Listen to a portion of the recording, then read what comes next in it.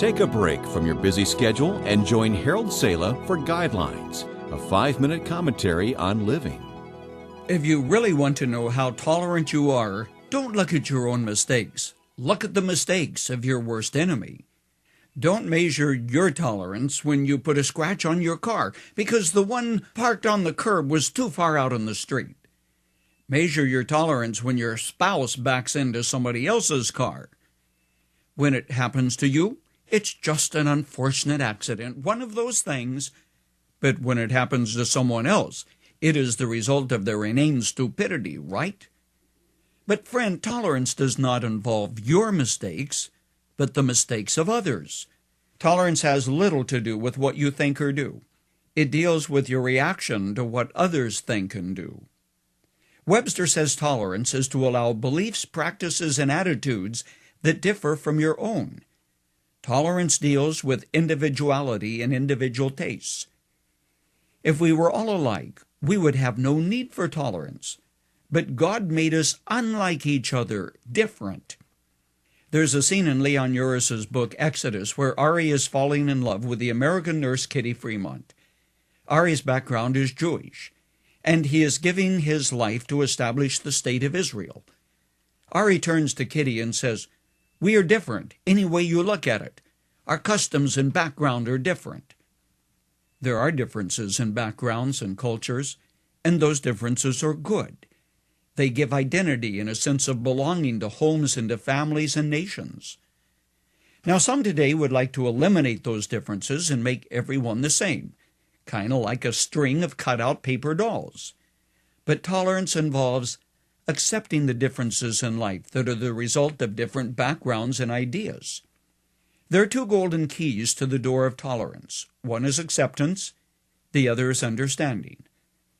Acceptance usually precedes understanding. To accept differences of thought in another person doesn't mean that you don't believe your ideas are not important or that your way of life is not valid.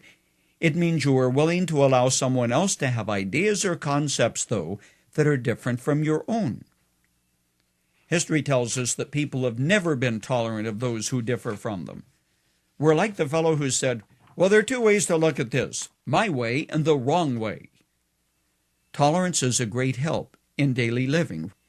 In marriage, tolerance means you learn to love your mate as he or she is, not as you would like him or her to be. In the office, it means you learn to appreciate someone who votes a different political ticket than you, or roots for another football or basketball team than you do. It means you look deeper than the reflection of your own likes and dislikes, and beneath the differences, really discover that a person has value and worth. There are two sides, though, to the coin of tolerance. In spite of what I have said, there is an end to the business of tolerance. Be tolerant of individual differences in taste and thought, but in matters of honesty, integrity, and principle, there's no real room for tolerance.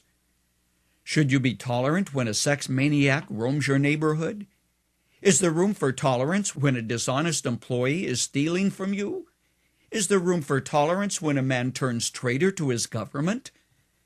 Immediately, it becomes clear that tolerance involves individuality, not moral spinelessness. By those standards, Jesus was one of the world's most intolerant individuals. He was intolerant of falsehood and corruption, hypocrisy and dishonesty, but he reached out to individuals who were weak in the flesh, thereby giving us an example to follow.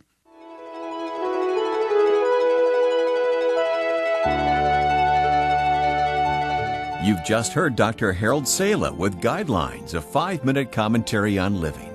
If you would like to listen to the program again, download a copy, subscribe to our e-commentary, or view other resources, visit guidelines.org. We would like to hear from you, too. You can email us at info@guidelines.org. That's info@guidelines.org. Thanks for listening, and we invite you to join us again for the next edition of Guidelines.